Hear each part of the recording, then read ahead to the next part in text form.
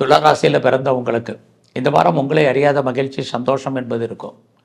பெரிய லெவலில் டூரோ ட்ராவலோ எதிர்பாராத விஷயங்களோ உங்களுக்கு நடக்கும். மகிழ்ச்சி சந்தோஷம் இருக்குது. யார் வீட்டுக்காக கெஸ்ட்டு போவீங்க, கெஸ்ட்டு உங்கள் வீட்டுக்கு வர்றதுக்கான வாய்ப்பு இதெல்லாமே நிறைய இருந்துகிட்ருக்கு.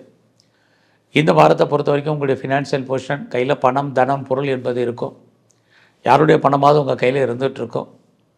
பொருளாதாரத்தை பொறுத்த வரைக்கும் பெரிய பயப்பண்ணுங்கிறது இல்லை. பேச்சின் மூலமாக யாரெல்லாம் வருமானத்தை சம்பாரிச்சிட்ருக்கீங்களோ உங்களுக்கு அதுக்கான வாய்ப்புகள் உண்டு. இந்த வாரத்தில் உங்களுடைய முயற்சிகள் பெரிய லெவலில் வேண்டாம், எதுவுமே சக்ஸஸ் ஆகிறதுக்கான வாய்ப்புகள் இல்லை. அதனால் நடைமுறை வாழ்க்கையில் நீங்கள் எப்படி இருக்கீங்களோ ரொட்டீன் லைஃப்பை பொறுத்த வரைக்கும் ஃபாலோ பண்ணிகிட்டே வாங்க. பெருசாக எஃபர்ட் எடுத்து எதுவுமே நீங்கள் பண்ண வேண்டாம். அது எதுவுமே சாதகமாக நமக்கு இல்லை. இந்த வாரத்தில் ஒரு பக்கம் நம்முடைய இளைய சகோதர சகோதரிகளால் நமக்கு தேவையற்ற மன வருத்தங்கள் பிரச்சனைகள் உண்டு. நெருங்கிய உறவினர்களால் நமக்கு ஏதாவது ஒரு ப்ராப்ளம் இருந்துக்கிட்டே இருக்குது. அதனால் உறவுகள் அத்தனையும் நீங்கள் மெயின்டைன் பண்ணுங்கள். இந்த வாரத்தில் பார்த்தீங்கன்னா நீங்கள் ஏதாவது எஜுகேஷனை பொறுத்த வரைக்கும் பரவாயில்லாமல் இருந்தால் கூட உங்களோட அண்டர் எஜுகேஷனும் சரி ஹையர் எஜுகேஷன்லையும் சரி நீங்கள் ரொம்ப பெரிய லெவலில் கான்சன்ட்ரேட் பண்ணுங்கள். இந்த வாரத்தில் நீங்கள் ஏதாவது காதல் விஷயங்கள் உங்களுக்கு மகிழ்ச்சி சந்தோஷத்தை ஒரு பக்கம் கொடுக்குற மாதிரி இருந்தால் கூட இன்னொரு பக்கம் லவ்வில் பிரேக் ஏற்படுவதற்கான வாய்ப்பு. ஆக எல்லாமே மாறி மாறி இந்த வாரம் உங்களுக்கு இருக்குது. இந்த வாரம் பெரிய லெவலில் ஷேரில் இன்வெஸ்ட்மெண்ட் பண்ணுறது வேண்டாம்.